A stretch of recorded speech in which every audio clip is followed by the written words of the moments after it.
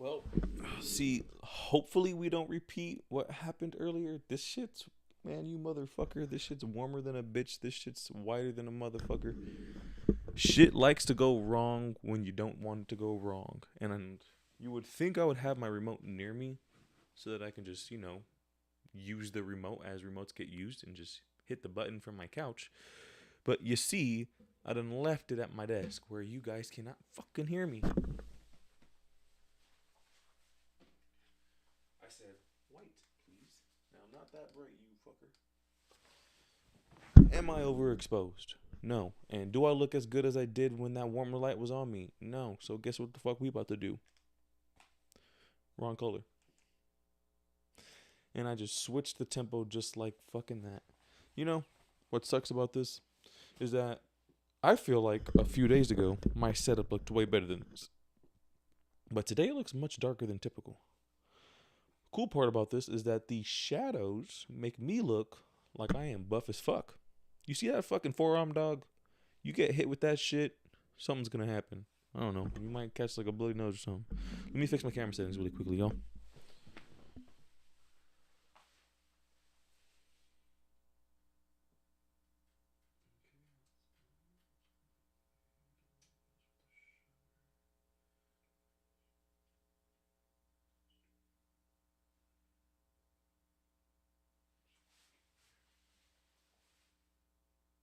Alright, well, I could accept a little bit of graininess. A little bit of graininess. So I'm not mad about how this looks, but I'm not pleased either. So let me put my moose knuckle away, and how about I just leave the MacBook there for now, right? So, because if I'm like this, you feel me? It doesn't really hurt you guys. All right. So, today I wanted to start off by saying I took to. You guys won't notice this in the recordings, but for those who are for some reason keeping up with my live streams, what's the word? When numerically? No, is it like a series when it's one like sequence? A sequence when you do it one after two, like you follow the 1, 2, 3, 4, 5 in order. There we go. Wow, it took me 5 fucking years to say that.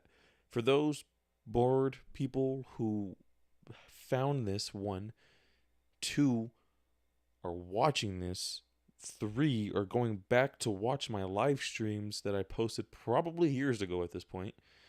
Call yourself a fan. One, two, you're fucking nuts and you're bored, but also thank you.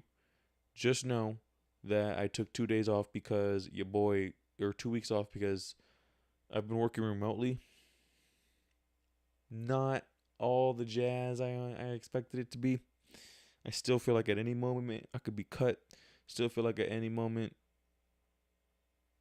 I could be doing more. So I haven't been in the best mental space. Anyway, why is my light bulb off? Or is it just not? I can't see it? No, that shit's off.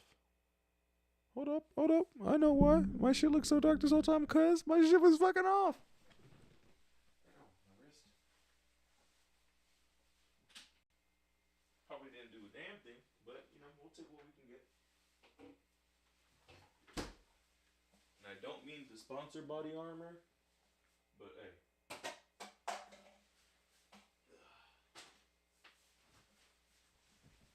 Back in like 2015, 2016, Kobe used to be on these commercials with Richard Sherman and shit. So ever since those days, I was like, "Yep, these niggas got my vote." But hey, see, bro, like this shit's filled to the T, bro. Like this shit is at the top of the belt of the bottle. When you crack this bitch open after a game, dog, after a workout, bro, y'all don't understand.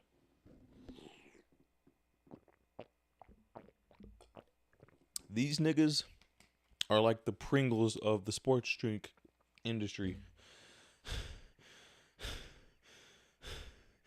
I just gotta to go switch that fucking light switch, and I am breathing like I just walked up 3 flights of fucking stairs. I don't know what's happening to me, but I don't like it. All right, I don't fucking like it. Okay, so today I'm gonna start off by talking about coding and software, some techie shit. And then I'm going to talk about my goals with software and tech. And then I'm probably going to end off by talking about goals and passion and getting off into that rant. Okay.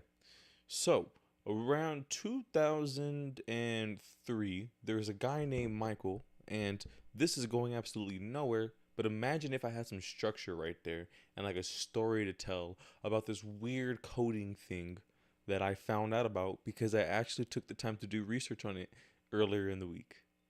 That right there, my friend, is a hypothetical situation that does not currently exist. So, I get to freestyle this shit as typical. So, technology kind of has always been around the 90s kids like me, like late 90s kids. I'm a 99 baby. I barely slid through the garage door as it was closing. And we kind of just grew up with technology in our faces. Not as severe as the 2010 kids. You know, these kids with iPads in their hands at the age of 2. But more like we had the random Windows machine in the living room. The gigantic laptops from like Dell and Toshiba. You know, all the cool little toy gadgets and shit. The box TVs. That's the era I grew up in.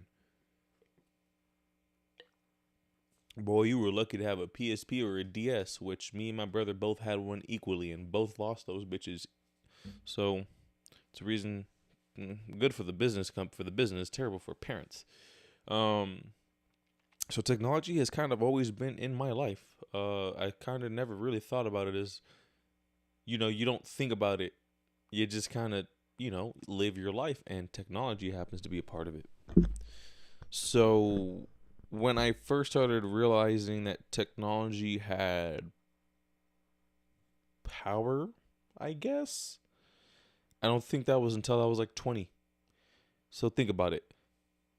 Oh no, actually I lied. It was when I was in college. So yeah, about 19, 20.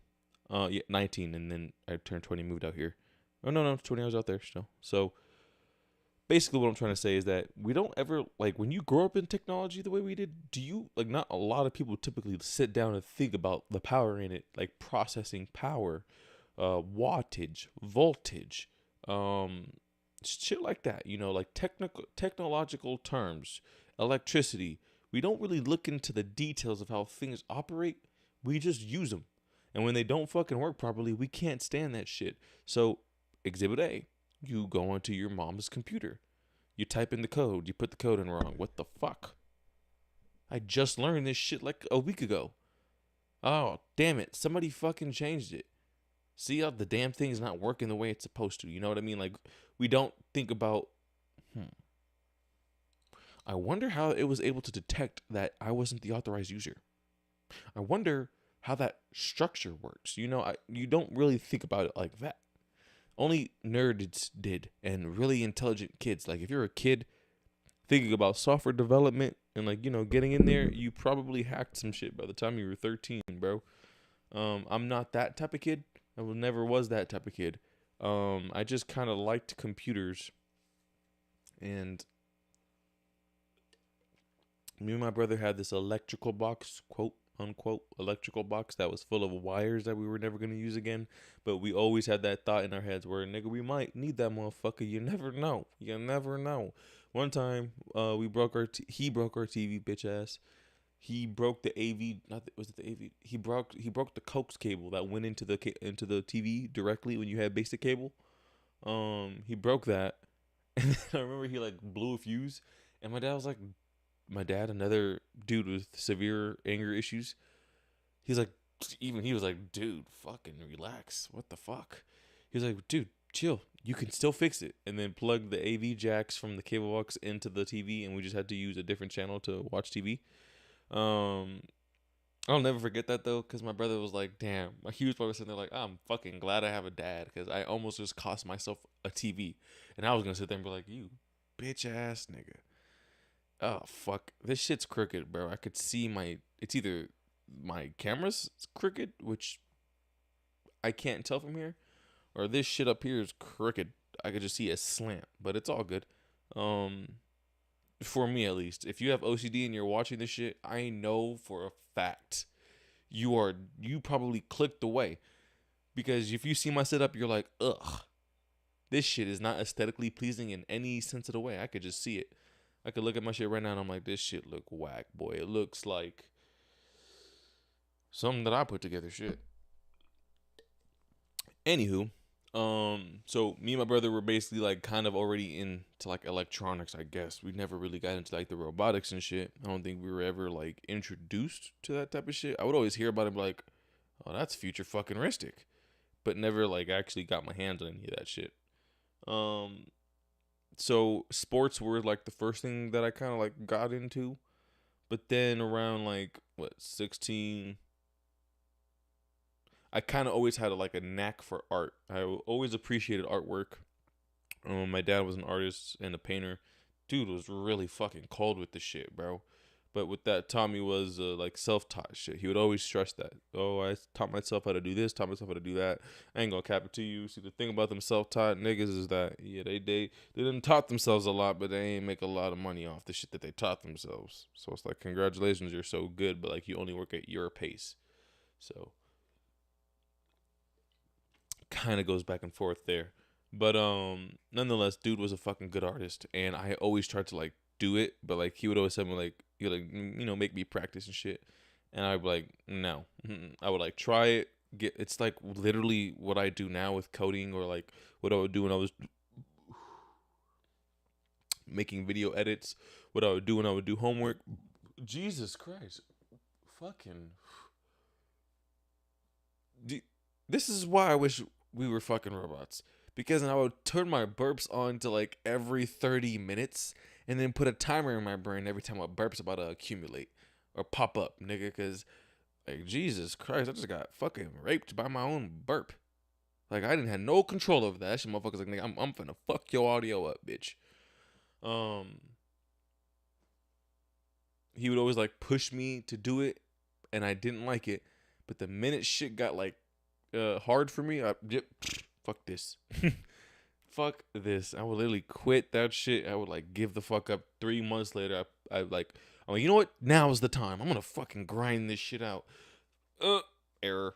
Yeah, fuck this shit. I knew I was made for it. Like, telling you, that shit was like bread and butter for me, bruh. So yeah, I was into art for a little while. Always loved music. Sports too. And then yeah, I think art was like the first thing that I tried to be like self-taught in. Cause don't get me wrong, like I would like watch YouTube videos and shit, and like I would like draw shit and be like, oh, like this is what happens when you follow directions. Holy shit, it's fucking crazy, man. But that's what it was. It was never really me applying what I learned and creating something out of it. It was always me just, I knew I could copy somebody else's work. So like doing it with my hand at the age of like 10, I would always think to myself like, that's just too much fucking work, bro. Like there's computers now, like nigga, just look that shit up. If I just type in an image that I want and boom, I'll print that motherfucker. I never cared too much about creating the art, but I always respected the people who could do it. So that's when that started to form. So there's that bubble right there. I'll leave that there because the idea behind that is that I never wanted to be the one to do it, but I highly respected the ones that could, because I can't.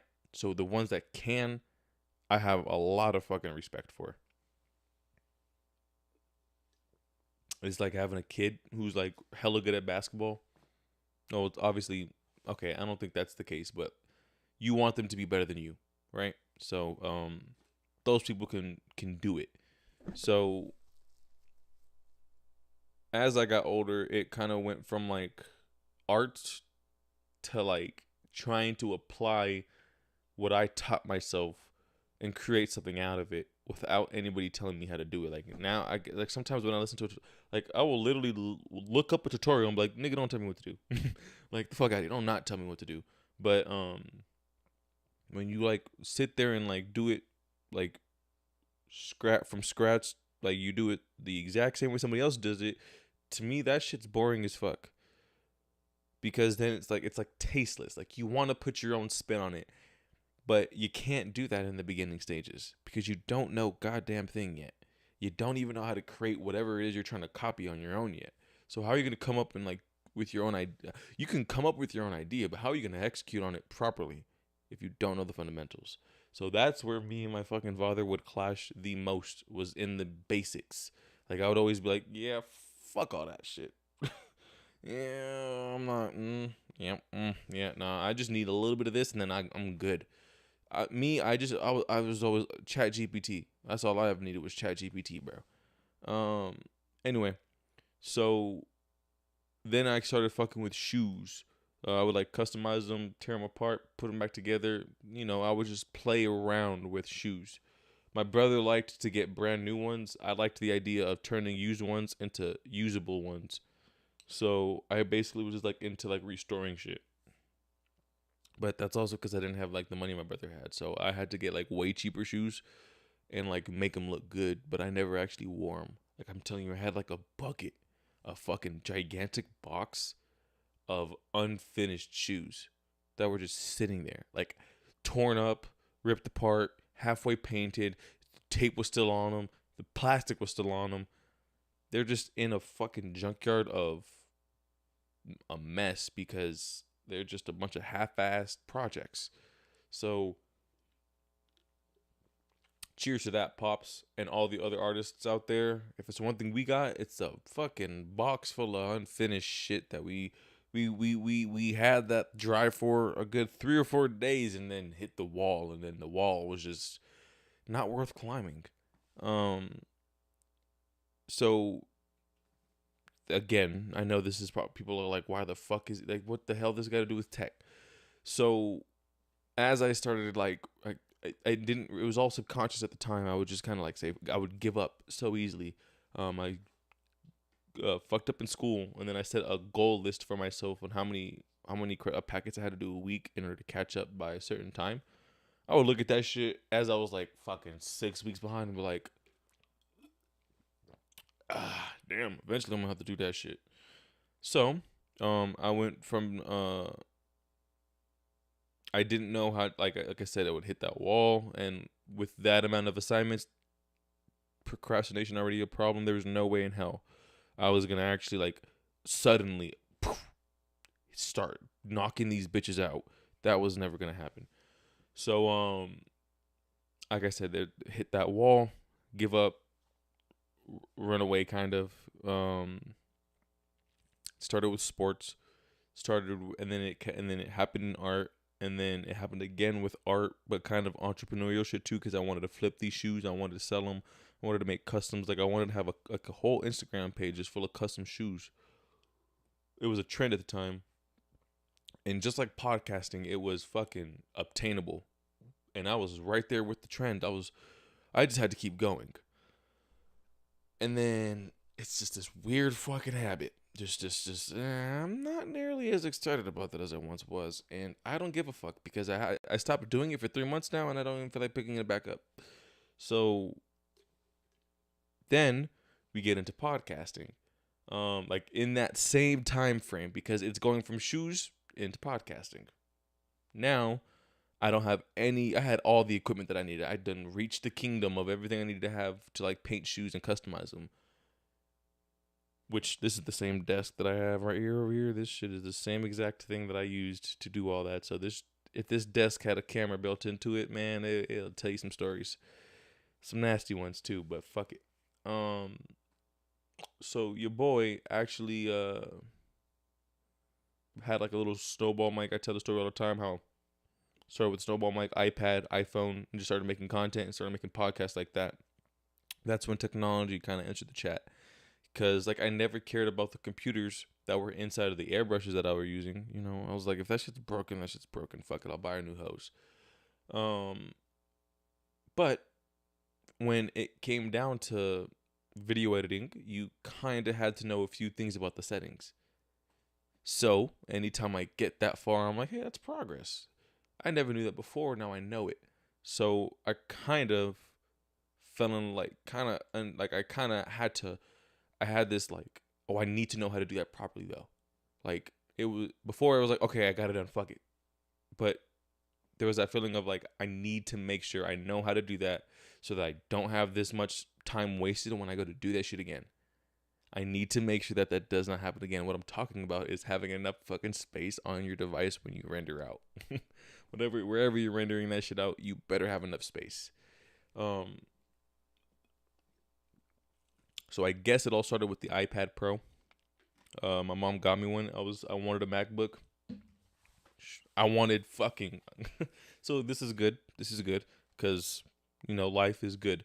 I wanted this. Let me get a good product shot really quickly, baby. How about right there? Yeah, I wanted this guy, the Mac. I wanted me a MacBook. My mom came home on Christmas with a fucking iPad Pro, and I was like, how the fuck, how you fuck that up with my spoiled ass? I was mad about that. I was mad that I got an iPad Pro for Christmas. That's some spoiled shit. But it's because I knew she didn't see what the fuck I wanted an iPad for. I mean, like okay, you're a producer. You make music. You don't ask your mom for outrageously expensive gifts all the time. Only once a year. That's not bad, right? Okay, I'm sorry to all the people who didn't get whatever they wanted when they were kids. You're a producer. You want to make good beats. You know that all these YouTubers and shit are like, bro, you need to get a laptop that can do this, RAM, and shit like that. You're focused on like making sure that you have a decent starting point for a laptop, and you know that a majority of the motherfuckers who were making content for that niche you were looking into were using MacBooks half the time. So sorry, but I wanted a MacBook. Also, my ex had one. So I remember when she had one and I like used it for the first time, my dick got hard, bro. I was like, "Oh, mama, I need me one of these." And then she was like, "Yeah, me and my dad went half on it." I was like, oh, "Yeah, my mom ain't never gonna get me no MacBook, bro." But and also my cousin had one.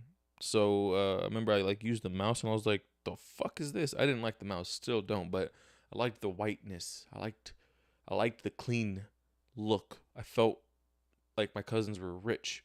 And they were fucking far from it. They had me fooled. Turns out my auntie Lucy just knew how to buy the right shit. So I remember like my experience with Mac was kind of like, okay, this is dope. So when I got the iPad, I was like, I'm not gonna use this shit. I'm telling you, like I was like rebelling heavily. And I was like, I'm gonna just save up and get a MacBook, bro. Like, I can't believe I have to do this. Like, I can't. I don't know what my mom was thinking right there, bro. I do not know what she was thinking. It was like the first, me and my brother were both newly single people. I think JJ was around. Our friend Nicole was around. But mainly, it was just me and my brother getting higher than a kite. So, I remember months later, I got a job and I started like editing off that fucking thing. I know I got a job and then I lost it for a little bit because I lost my car. Started editing off of it and I like fell in love with it because I had a keyboard and I was like, I could use this. Found LumaFusion, learned how to edit videos decently well. I understood how to use a video editing software that was close to like, DaVinci, I guess, is the closest thing. It was like DaVinci minus the color correction, bro. Because you could cut up in there. You could do just about everything decently well. So I understood how to use like that software for the first time.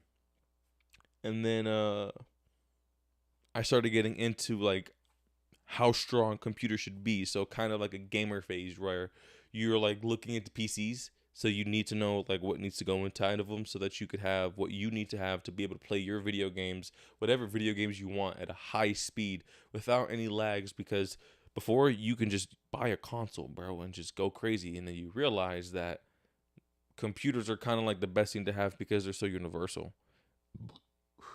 With the right machinery, those things are gaming.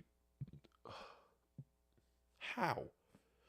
Those things are gaming consoles, computers at the end of the day, information. There's so many things you can do with a computer outside of just gaming with them, right? So it can suit all of your daily office needs greatly, but then it can also run really good games. And if you happen to be a gamer who makes their own content, then like you really love it because now you have a good processor for your rendering and your exporting and whatnot, and your processing. So keyword here is processing, right? I understood that you needed to have strong specs in a computer. And then that's what led me to Linus Tech Tips and MKBHD. I found MKBHD through an iPhone review. I was looking up the iPhone 6 Plus because my brother was getting one, and I was like, let me see what this motherfucker on. And I was like, oh, this shit's clean. He knew how to get my attention, and then Linus Tech Tips was building PCs. So I remember he had a video where he literally built a PC into a fucking wooden table with a glass top, and I was like, still not understanding how computers truly work. Still barely have like a full understanding. I use them, I understand them, but can I diagnose one? Fuck no. But I thought about that, and I was like the clickbait worked. I sat there and I was like, a computer in a table. Now that's the ultimate desktop right there, brother. But that was what made me realize I am a fucking dweeb. Because who the fuck gets excited about that? So I watched it in full, but then seeing like dude's dad had like a whole workshop, and like he's basically just doing whatever he wants. Years later, dude has a warehouse, owns businesses, going crazy in the media world, right? So that's kind of when I realized that technology had a place in my life. This was like high school still, right before college, because I graduated late. High school, never went to college, never graduated college. So let's get that out the fucking way. And then this essay I had. I never liked essays because it required me to do research, and I hated to do research because I hated like deep diving and then having to write it down. I guess I hated retaining my own fucking knowledge because it was just that lazy. I was like, yeah, okay, I get the point. But like, had I written down the point, I would remember it more now. So we had to do one on the advancements of technology and its impact on the world. I remember it because I was like, yeah, fuck yeah. You want my take on what I think technology is doing to the world? Is it good? Is it bad? Well, let's fucking find out. So the first thing I remember, this is when I thought I knew it all. Boy, I was 19. I was like, I'm a fucking genius. I remember I just kind of went off. I think it was on the advertising agency, on the advertising world. I hated it. I was like, you could like literally, I don't know what my point was, but I tried to come at it very strongly. And then I think it was mainly about how advertising could have a negative effect on young kids because of how persuasive it can be. And then here I am working at an advertising agency. I've always wondered why. I've always like would like not take our videos seriously because I think about it. I'm like, I hate ads that are bad. Like I hate when people make ads for shitty products. Is really what I guess I'm getting at. So I basically said that I don't think technology has a good impact on the world, but I think I came at it from a negative perspective, which was very ignorant and very like unwise of me. But at the same time, I think what I was trying to say is that TV has a very strong threshold on the younger generation, and it kind of dictates the way we see the rest of the world because we see these actors and shit like that. Basically my point was that the shit that we see on TV is kind of like not brainwashing us. That's a thing that people with conspiracy theories say. I'm going to say washing our brains.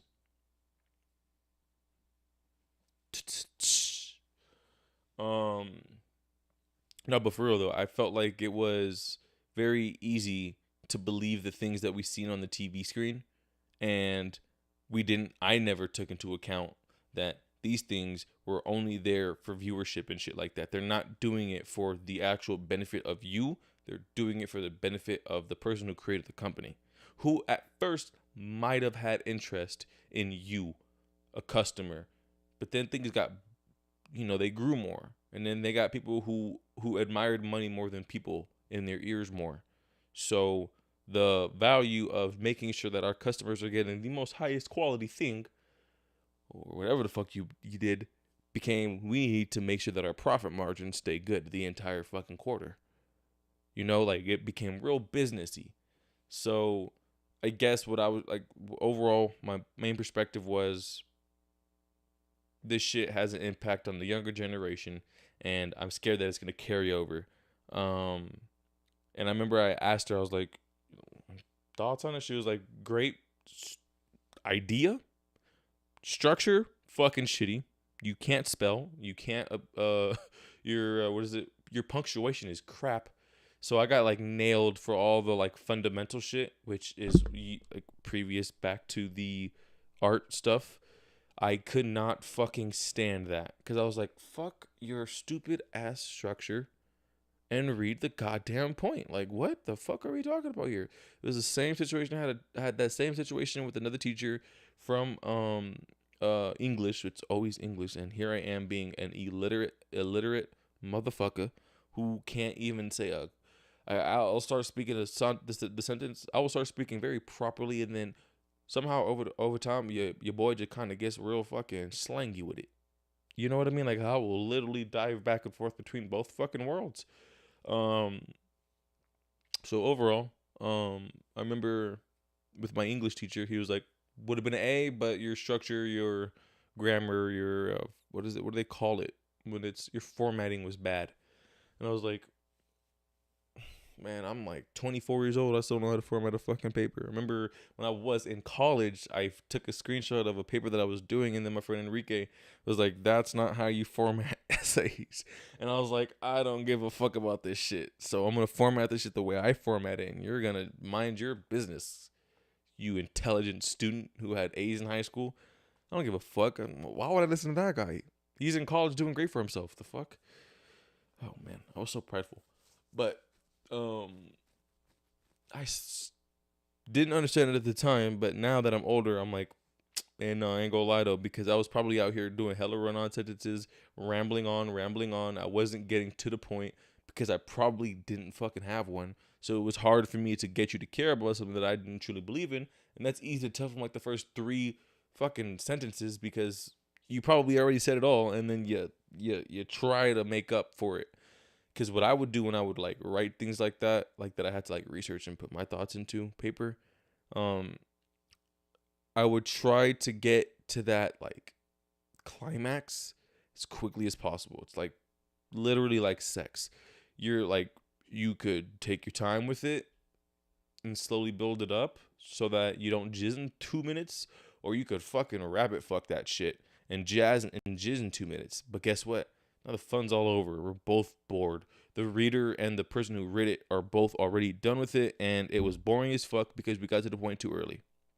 So, had I known how to format this shit, had I known how to structure this shit, it would have been very easy for me to just like, okay, now think like a computer. It would have been very, very much easier for me to do that. And then you get your hands on computers and you're like, oh, fuck that. Just format this shit for me, bro. Format this shit for me. So, that there's that. So you could see that in my heart, in my eyes, it's always about me wanting to get that feeling off. So writing was always that for me. It was always me saying, okay, it's like nutting. I know it's a bad comparison. It's like getting high. It's like you're trying to get to the climax. Some people savor that. Some people rush it. I like to rush things, unfortunately.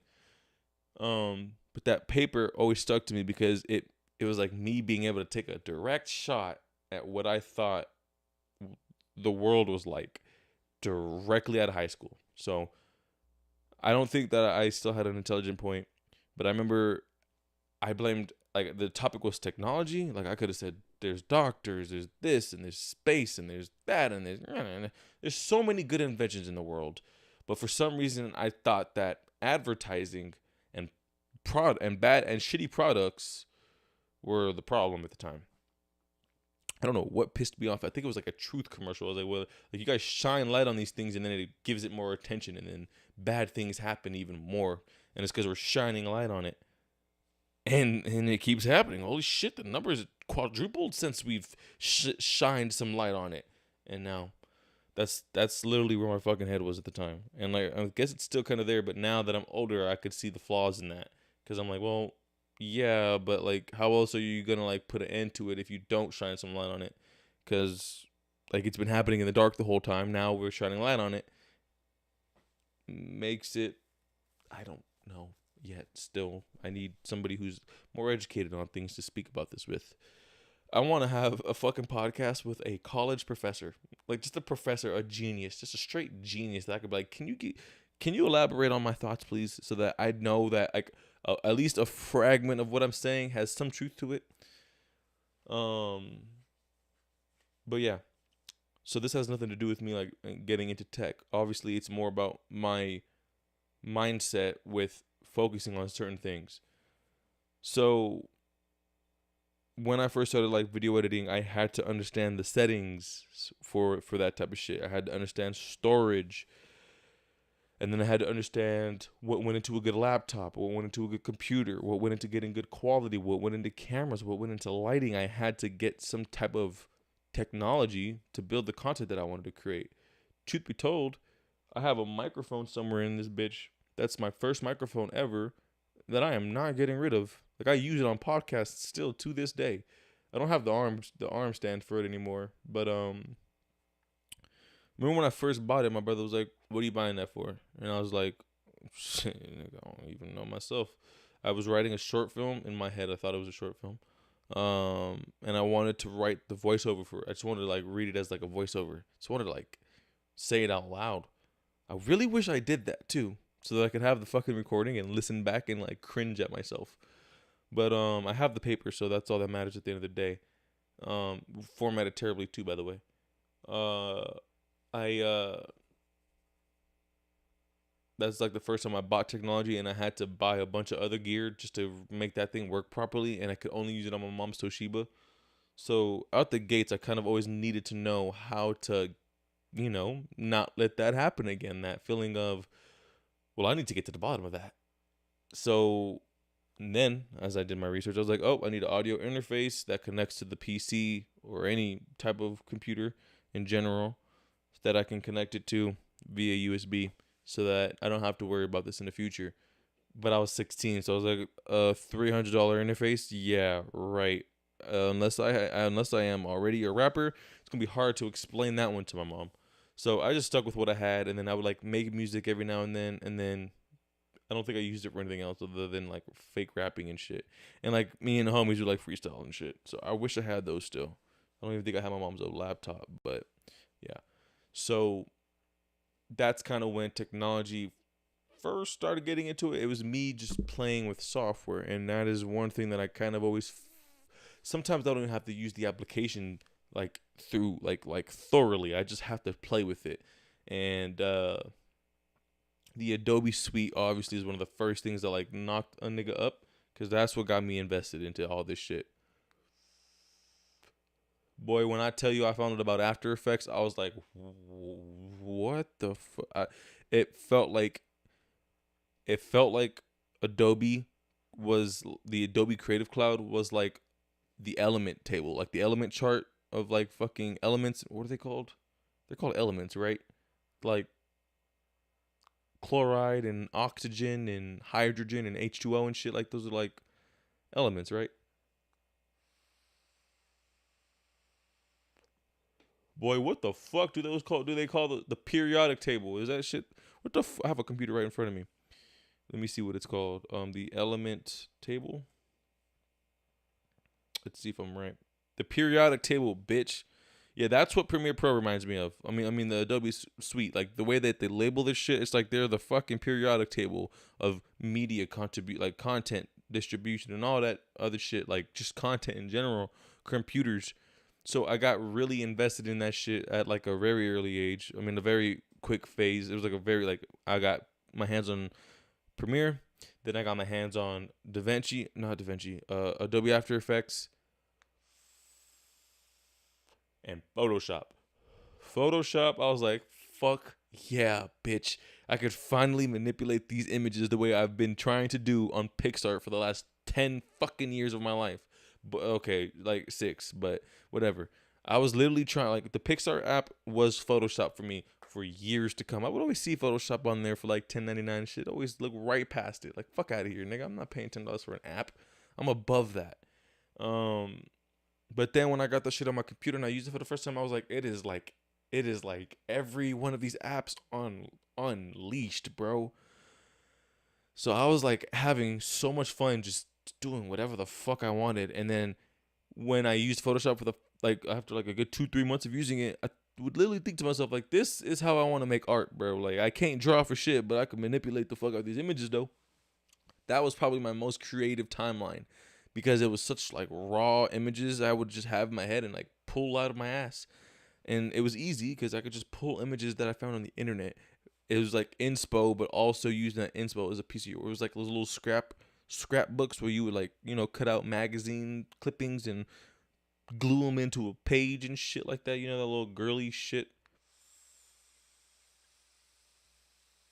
I only say that because I only seen girls do that in my life, never guys. So that's why I say girly shit. So if you was a guy doing that shit, my fault. Gay boy. What? Huh? Okay, I'm done. Sorry if somebody heard that.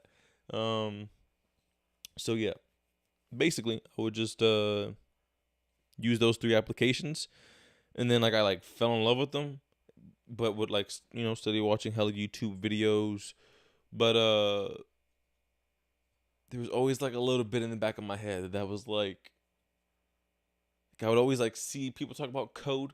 I would think of code the way I would think about computer specs and like machines. Like, oh, that's that scientist shit. That's that shit. I can't handle all that. Nope, hell no. So I never really thought twice about it. But the more applications that I used, and like the more that these applications like like shared similar functionality, I would like see patterns and shit.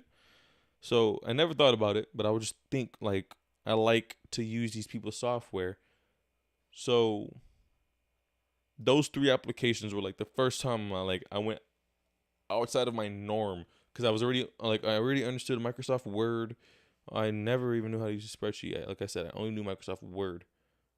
I didn't really know anything else. So I knew how my mom's laptop worked. But then when I got Premiere, After Effects, and Photoshop, my mom's laptop was no longer suitable for that shit. So I had to find something better. Me and my brother swapped iPad for his HP, and then I tried to swap out the RAM sticks on that. That's when everything started kind of going into that field. Because I fucked that up, and then like I was used to doing at the time, I would literally, okay, I fucked that up. Cool, I'm just gonna never look at that shit again and act like it didn't happen. $500 laptop, whatever. Then I already had a new iPad at the time, so I was like, I'm just gonna use this shit. And I'm gonna go right back to my roots. So I would use that, and then I moved to Vegas, got the laptop. Then that's when I had to learn about specs. Me and my cousin literally would like have conversations about it for like weeks on weeks. At this point, I already have a camera. I'm already familiar with shutter speed, ISO, aperture, lighting, warm temperature, cool temperature, background sound, all that shit. I'm already familiar with content and like production shit. I understand like tech and production to a certain degree. But always in the back of my head was like, but software though. Like software though. Like controlling software though. I don't know. I always just felt that like connection. What I wanted it when I first started doing interviews, I wanted to interview people who could do the things that I could not do, which was like making music and do it confidently but do it good. So like said before, I always admired and respected the fuck out of the people who can do the things that I could not do. So then it turned into like I don't want to just interview these people because now I feel like although I do want to have a regular conversation with them, genuine conversation with them, until I have something to offer them, there is absolutely no reason for me to be like trying to act like I'm actually out here helping them. My whole slogan is helping creators create. So like really what am I doing? They're helping me create shit. Like they're helping me build my brand. I'm not helping them build theirs in any sort of the way. What I am doing is creating a time capsule of these motherfuckers though, so that when 5 years goes down, 10 years goes down, I'm gonna look back and be like, I was right about these niggas. Fuck y'all. I'm gonna have those like old school classics. I wanted that. But I always thought to my head, like, bro, I don't have shit to offer these niggas though, cause like I'm not gonna make it. I don't like music videos like, I don't like making music videos like that. I don't like editing like that, like. But I like it enough to respect the person who can do it. I like it enough to respect their craft. So I could never like tie it all in. Like, how am I gonna help creators create? And then I started selling these little NFC cards, and people started looking at me like a genius. I was like, y'all niggas looking at me like I'm the one who invented these shits. There was a little link card you would tap to the back of somebody's phone and pop up a little notification. Same technology that's in the Apple tags, RFID, NFC. So it's basically like, well, the RFID is for tracking. NFC is basically for like quick transactions or a quick. It's like a quick little execution of code that gets ran when you tap it against something that could read that technology. Think of it like a QR code that you can't see. You don't need to take a picture of it. You just need to tap it. So like when you go into fucking Disneyland and they tap your wrist, that's NFC happening right now. They're pulling technology information from the device, from the microchip on your wrist. So see how I just said that? That's, if that right there doesn't say, oh, yep, this fucker is a dweeb.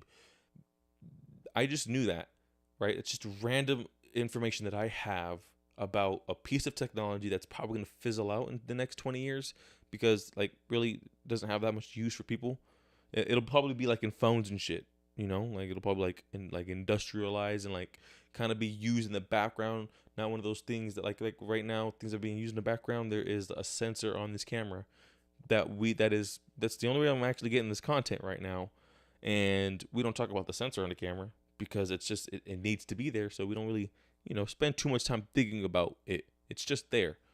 So yeah, when I started getting into that, that's the reason I sold that product, was because I wanted to sell something that I actually like felt was valuable to this person. So I didn't want to sell just like business cards. I wanted to put your print on here, and then you used it as a digital business card. Tap, tap, tap, tap, tap, tap, tap, tap, tap. Give these niggas a wow factor every single time you walk past them. So that's, if your music's not doing it enough, here's another fucking thing. To me, it was just one gigantic marketing tool. So that, to me, is what I wanted to always do.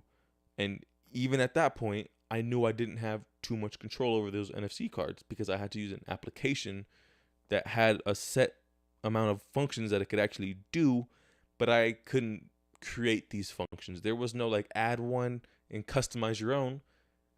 It was only what they gave you. So right then and there, I was like, if I can't do it myself, I'm limited. So I never went further with that, but that's still the mindset of I need to dive deeper in that. And then I kind of stopped. So there's that, because I kind of focused more on like the sales and shit like that, which I sucked at. So like once it started working, I was like, this shit's too much. I'm not doing all that shit, bro. This shit's difficult. I kind of just stopped doing it. But at this point, I'm still into video editing. I'm working at this new job that I'm working at now, and then we get heavy in on the tech side. I meet this dude named Sam who develops software. He starts teaching me how to develop software, and then reality just kind of kicked in for a second, and I was like, yep, this all ties in together, because I want to help creators create. We built an extension for Premiere Pro, and creators use Premiere Pro. So I was like, oh, I am spazzed out. Here we are. Create software for these niggas, bro. That's what was like in the back of my head. Now I'm like, I'm thinking to myself, like, now that's how you can help creators create. Like, that is a real way of like literally you are creating like functionality for these people. That was kind of the nugget in my head. And if I didn't work the job that I have now, I wouldn't have seen it as clearly. So it's shit's difficult, bro. Like, I don't recommend doing any projects on your own unless they're very, very minor. But when I realized that it was like possible, I could do it, and I like ran some code on my own, I was like, okay, this shit's kind of like, all right, I can do this. And then pressure kicked in, and like I still had to focus on my job, which was still tech stuff. Cause like we're all kind of tech savvy if you grew up if you're like 20, 25, yeah, my bad, 20, 26, 7-ish. you're still techie, right? You grew up in the tech world, bro. This shit's like kind of like second nature for you. So, or second language, I guess. But software development and shit like that just kind of isn't, because it's more of the detail shit that you don't think about. It just happens in the background. It's the subconscious shit. So,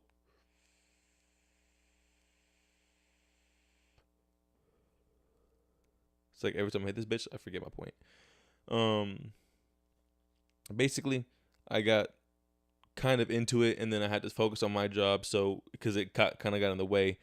And then I was still trying to do podcasting. I was still trying to map out what I actually wanted to do. But content, podcast production, interviews, software, it was all kind of under that same bridge of helping creators create. And also borderline, I don't know what the fuck I want to do yet. It's like all kind of caught up in between all of that. But overall, what I realized is that I don't, this is going to sound like I'm giving up on like my interviews and my podcasting shit. I don't think that those things are going to generate enough money for me to heavily rely on in this 10 years window that I'm looking at, right? So the 10-year window started around 2019. It's 2023. We're 4 years in, right? Yeah, 4 years in. Would be 5 if we started in 2018, but we really started in 2019. So we're 4 years in. That's a high school graduate right there. That's freshman to senior year. So when I started off with video editing. I use Premiere Pro every day. And I just use so many applications now that I would not use before. So the software that I have and the technology that I have the resources. What I don't really have are the fundamentals locked down, like not like remembering to charge your battery before a show. But then at the same time, it's like that was just laziness. My preparation's never been all that. But what I did do, what did happen for the first time in a very long time is I started a recording, and just turned on my camera. Put my lights back where they normally go. Boom. Show started just like that. So it was like, had I been prepared, this show would have went so smooth out the gates. And that was something that I have not been able to accomplish since now. And it's such a small task, and it's just been me this whole time. Should have been know how to do this. No, there's 1, 2, 3, 4, 5, 6, 7, 8, 9, 10, 11, 12, 13. 13 items plugged in to something, all so that you can hear the quality in my voice and my microphone, see the quality in my camera, my lighting, and my computer,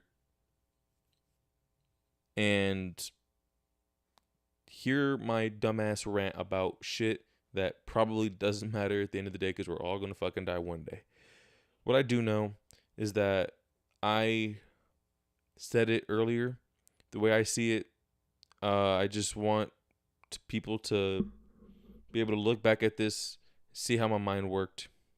When I become successful, as delusional as that may sound, at 24 years old and not really have done anything to be successful, 5 years into this shit, I'm pretty proud about. 4 years into this shit, I'm really proud about where my progress has been. The results may not have been nearly as close as where I wanted them to be, but I've also done a lot of testing and understanding. The fact that I got into software development this far in is really important to me, because now I feel like I can crack, no pun intended, but crack the code on how these applications work and see what they're really offering people. When you see other applications like build similar functionality in the time frame that you were using applications that they stole the functionality from, you kind of think to yourself, well, fuck, I mean, shit, it can't be that hard, right? You know, if you know the right people, it can't be that difficult, can it? And working with people who like do this shit on a daily basis and like have the same mindset you have when it comes to like technology and automations and making people's lives easier and shit like that, it all kind of comes in. So with that being said, I think my I did 5 podcasts, 5 interviews. I did a lot of podcasts, actually. Produced them, hosted them. I've done a lot. But I did 5 interviews that I'm most proud of. I did like 3 or 4, 5. I did like 5 music videos too.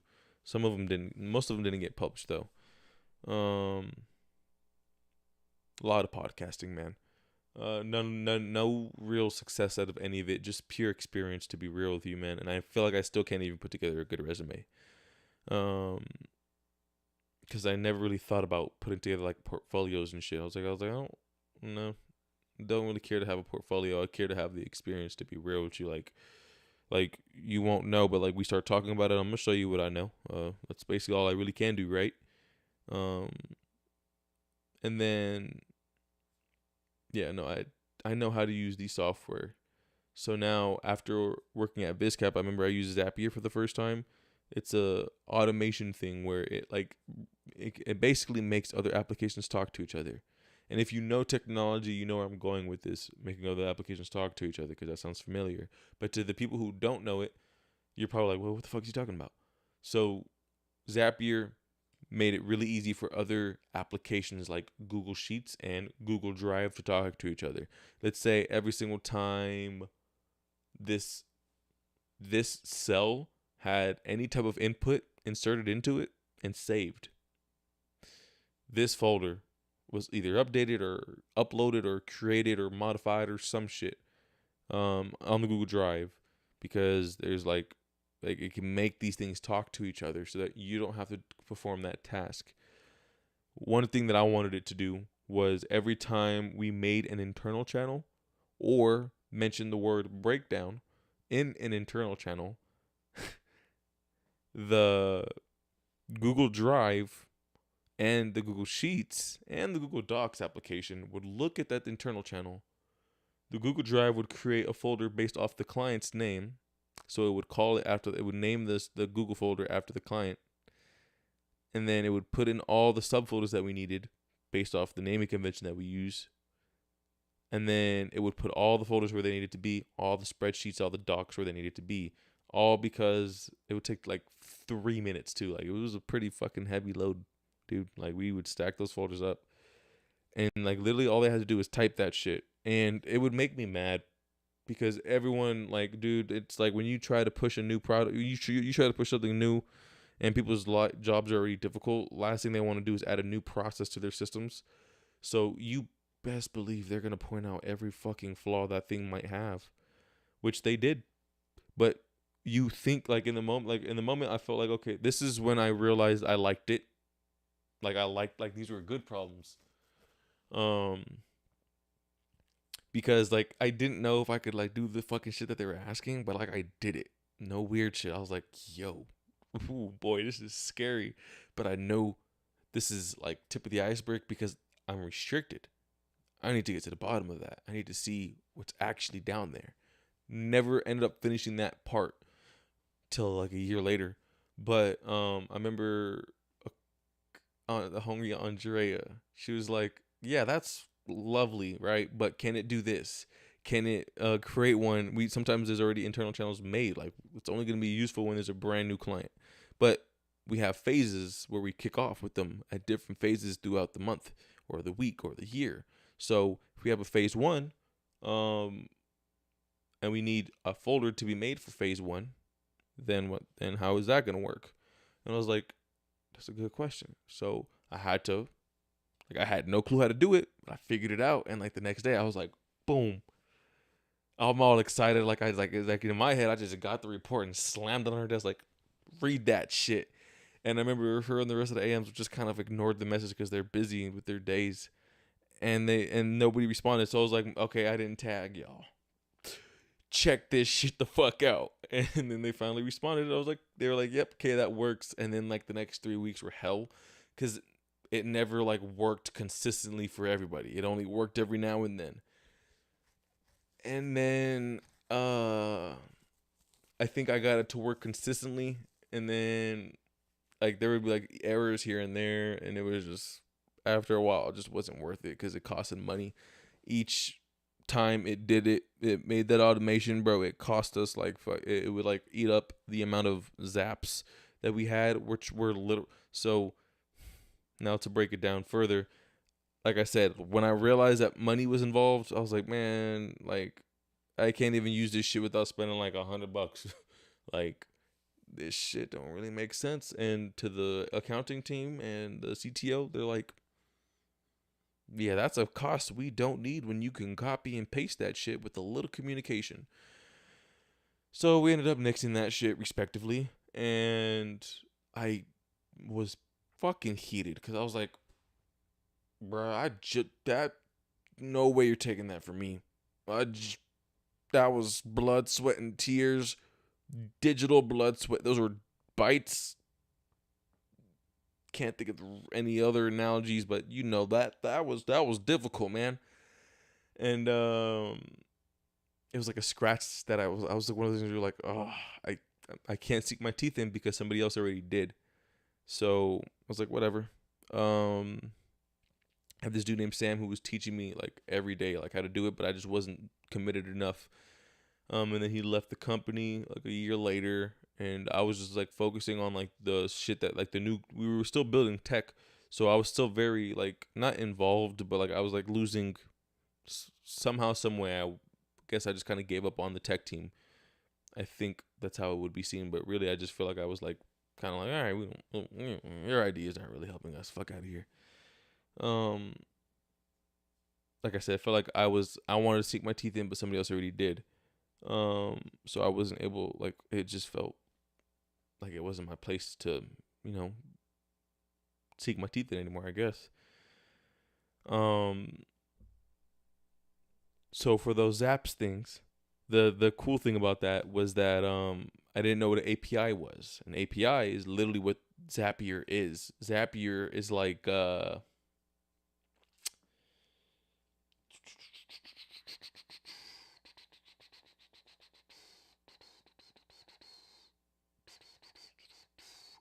how can I explain it? There's probably very good examples out there that I cannot think of. It's like paying for a calculator. It's literally like paying for a calculator. When you buy the calculator, imagine having to like subscribe to it. Oh, if you want to use smarter functions and calculations, brother, you're gonna have to pay me for that. And if you want them to be even more complex than they already are, you're gonna have to pay me for that. When you can just buy a calculator and like do the calculations yourself, you just have to learn how to do the calculations. Like it's that, like, there's all that templatized shit, like buying an add-on or like a transition pack. Yeah, you can buy it, but like you still gotta know how to like apply the shit to the video properly. So it's like you might as well just learn how to make them from scratch so that you know which ones to add into your video instead of just adding whatever transition pack you could afford. So point is, learn the fundamentals and then see if it's worth it. Because had I known that all I had to do was learn API talk and like learn a little bit of JavaScript and like create functionality between these applications using APIs instead of Zapier, would have been a lot cheaper. Why? Because we're already paying subscriptions to these applications that have open source coding, meaning they have APIs that are already doing that. Zapier is just a product we're using because we were too dumb enough to automate these systems already using these API and JSON files. So Zapier and Make were like, we'll make it easy for you guys to do that. So here are a bunch of scenarios that we have made easy to read. So basically, you don't have to be the most tech savvy. You don't have to know code. It's codeless automations. You don't need to know code at all. You don't need to have what we call a what is this? No, it's like I don't think it's called a developer's kit. Like what's your stack? Like what's your tech stack? What applications are you using to get the job done? Zapier wanted to automate your shit, and make it very easy to do so. You didn't need code to do that. And then that's when I was like, oh, yep, no, I got to get to the bottom of this shit because, yeah, no, that was a scratch that I could not itch on time, and it was a money-making scratch because it gave me the satisfaction that I was craving. all I could think about. No, now, Andrea, and if you for some reason listen to this someday, I hope you don't think I'm weird for saying this, but just know that the reason that I isolate, what's the word I'm looking for? I call you out in these moments is because you were kind of the most responsive one when I was trying to implement a new idea. And although you were the first one to like, oh, it's not working, that shit was music to my ears because I was like, now I get to figure out why it's not working. What did she do differently to get the result, to not get the result that we were looking for? What can I do differently to make sure that that doesn't need to be done the exact same way every single time? Because if it needs to get done the exact same way, if people don't have flexibility, that shit's pointless. If people can't make mistakes and the code still and the functionality doesn't work, then like they're just gonna fucking hate it because now it's complicated. They have to do it they have to do it your way the entire time. When you want to create flexibility for them, you want to create multiple ways of being able to do the same thing, because then that way people can get creative, and you want that creativity because the more creative they can be with your result, the more logic you can build into it, the more simple you can make it, which is how artificial intelligence gets stronger and stronger. The more information you get, the better it becomes. So that is why I'm like she was like the one who I was trying to please. She's the one who I wanted to make that person happy. And that was the satisfaction for me. Kind of like a producer for the artist, where I'm like, I want you to fucking I want you to succeed, and I want to make you be, I want to do that as easily as possible. I was fucking close. I was close in my eyes. That was a cool thing that I was able to do in my eyes. It just wasn't time for it yet. So yeah, man, it was like a cool thing, and then that's when I realized I was like, fuck yeah, I gotta create that more often. I don't think that I've got that gratification. Like it doesn't work to, hey, I don't know if I did something wrong this time, but like it didn't work because like they're actually trying to use it now because it could be beneficial. So that's what I gave a fuck about, was like trying to get it to be perfect for that person. But unfortunately, I either stopped or couldn't continue the project anymore. I forgot why. But yeah. So then after about a year of watching people work on the site, it's never clicked for me because they were all using like they were past the JavaScript. They were using like libraries and shit. And I was like so far. All I knew was I finally understood an API and a JSON file. So that's what Zapier was basically using to fucking create this shit. So I was like, okay, I know that I can create that using APIs and JSON files.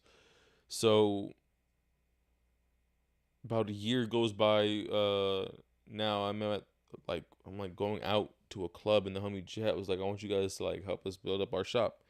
And I was like, sounds like a good time to like be able to practice some code. And then me and Warren were talking about it, and we were like, should we go website builder? And I was like, shit, if you want speed, go website builder. If you want it to be free and easy and like the cheapest method, and I think this could be beneficial for both of us, I think we should develop that shit from scratch.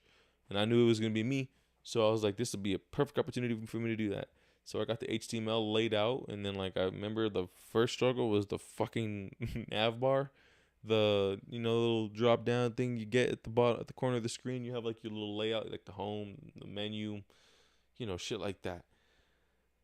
I remember having absolute fucking difficult. Like, nigga, I didn't even have the rest of the screen out, bro. It was just me and that gray little fucking nav bar.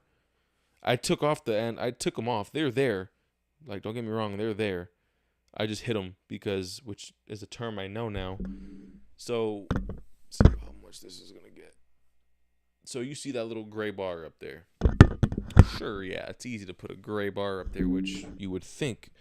With web development, with website builders, drag and drop a bunch of shit on a template, bro. Easy bread. But I already did website building. I already done that before. It was just like Zapier. I was like, I'm paying for shit that I don't need to be paying for simply because I don't know this shit. I need to dive deeper in that. So all you gotta do is pay for the domain and the server. That's what I like. I've always known that about code. You just need the domain and the server to host the fucking shit on.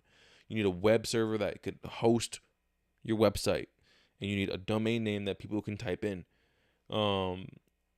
So I remember this is what did me in.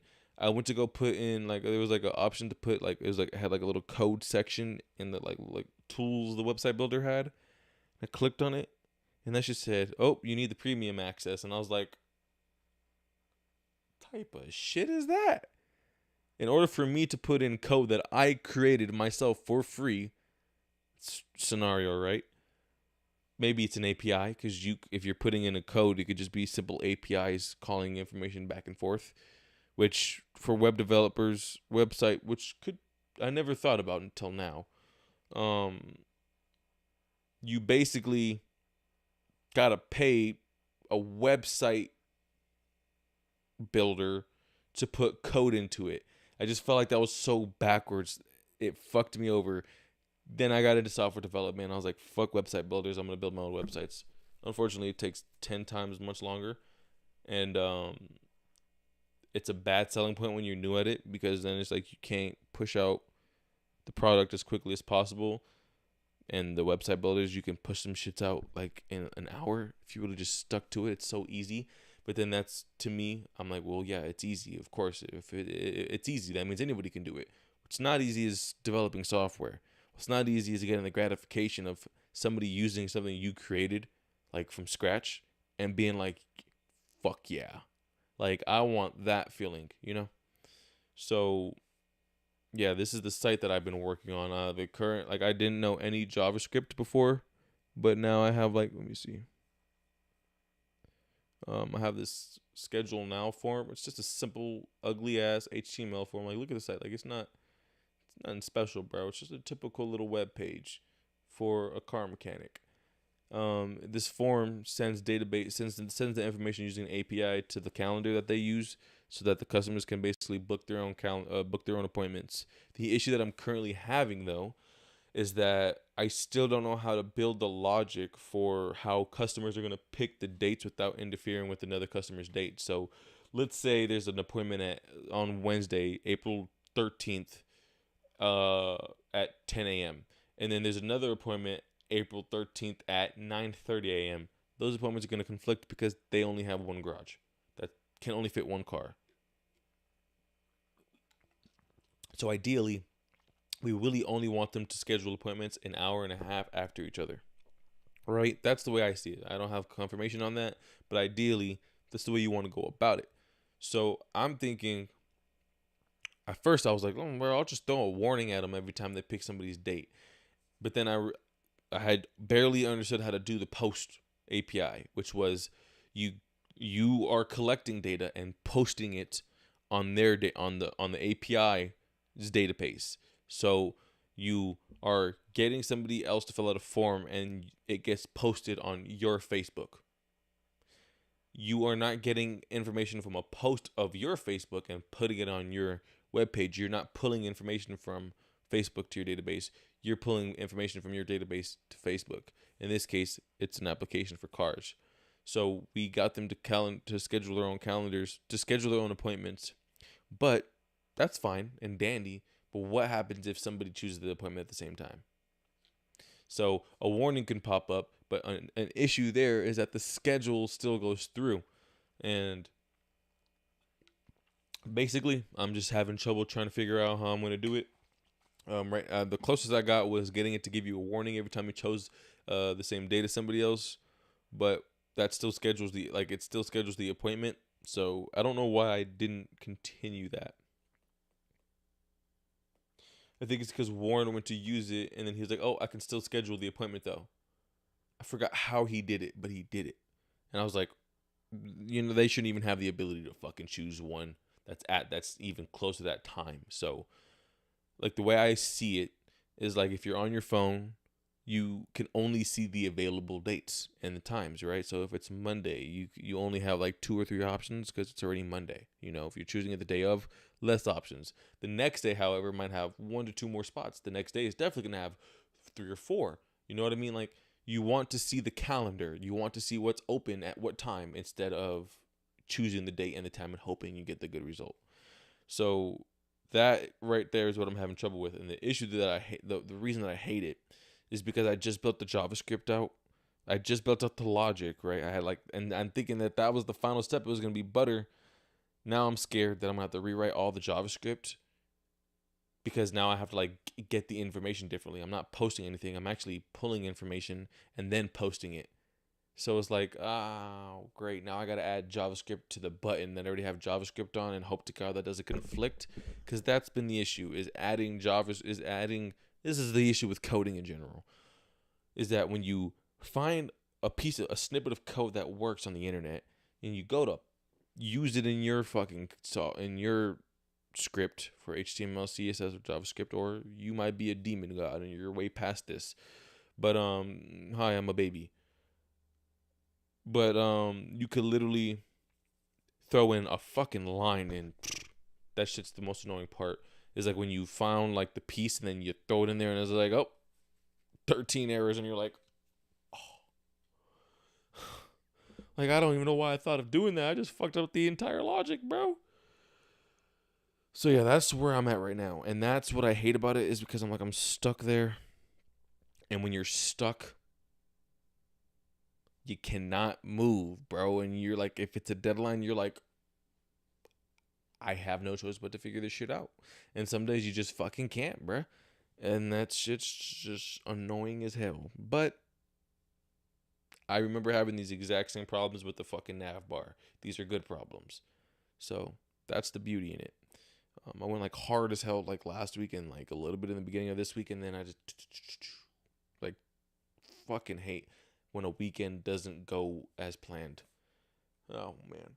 But yeah, so that's basically my quick that's where I'm at right now. This is the first project that I'm working on. I want to get into media more and file management, because I manage files all day long. I need to know what the back end looks like. I know what the software that I use allows me to do, but I want to know what scripts are being called, what line, what's the functionality, what's being executed every single time I click a button, every time I hover over something. So when you hover over a marker in Premiere Pro, it quickly displays the information in it, type shit. That's the type of shit that I think about every time I use an application now. So yeah, that's currently where I'm at. Software development is kind of growing on me slowly but surely. But yeah, so some things that I'm probably grateful for. I don't really have too much motivational shit other than it just feels like the next phase of what I'm gonna get into. And I think I like software enough to be able to cover this topic well, but also cover other software, because I'm this seems fitting for what I like. It still falls under the Iris bracket, because Iris is additionally more about techie, nerdy shit like that. Sweezy Productions is simply for artwork and quality entertainment in my eyes. So yeah, but this is all a Sweezy production at the end of the day. So yeah, one thing that I'm grateful for, I got to spend time with my family today. So that was fun. Got to see my nieces and my nephews. Got to eat, spend time with them. And then shit. Although I complain about it all the time, I am kind of grateful for my job, because although things may not always go in my fucking favor over there, and it feels like I lose control a lot. And really, I'm just scared to lose my place there. That's really all it is I don't want to feel like I'm not needed there, which you're not needed anywhere. I guess that's just been something that's hard for me to accept. I don't like to show that side. So, and I only feel that way when I don't feel like I'm showing all my value. So yeah.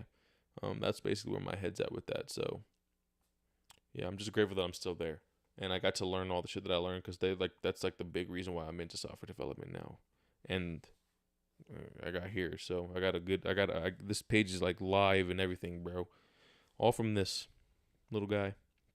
This guy ain't going nowhere. There's a crack in it. I can't even give it back to Apple. They ain't gonna give me a fair price. And it's an older version. I don't even want a new MacBook. If I'm going to get anything new Mac related, it's going to be a Mac computer, So, which is also my thing. I'm a huge geek with that type of shit. I was supposed to do a review for this. Somehow, some way, deleted the fucking shit. Like, I don't even know what happened, bro. I just remember I went to go fucking use it, and then I think I don't record. I don't think I recorded any of the video. I only recorded the audio, and I was like, who the fuck is gonna listen to a review for a MacBook, bro? But yeah, so I'm grateful for my progress too. Yeah. Me and Warren did a photo shoot for some like floral company that he locked in as a client. So I'm grateful that we got to test that out. If I'm honest, it wasn't the greatest experience for me, but that also was because it was fucking hot and I haven't used my equipment in so long. I just felt like a rookie out there again. But other than that, it was pretty good. So yeah, I'm grateful that I'm still here. I'm grateful that I was able to do this podcast today. Shit. Um, yeah, I'm tired as fuck. My eyes are like just been burning all fucking day. So yeah, call it a day.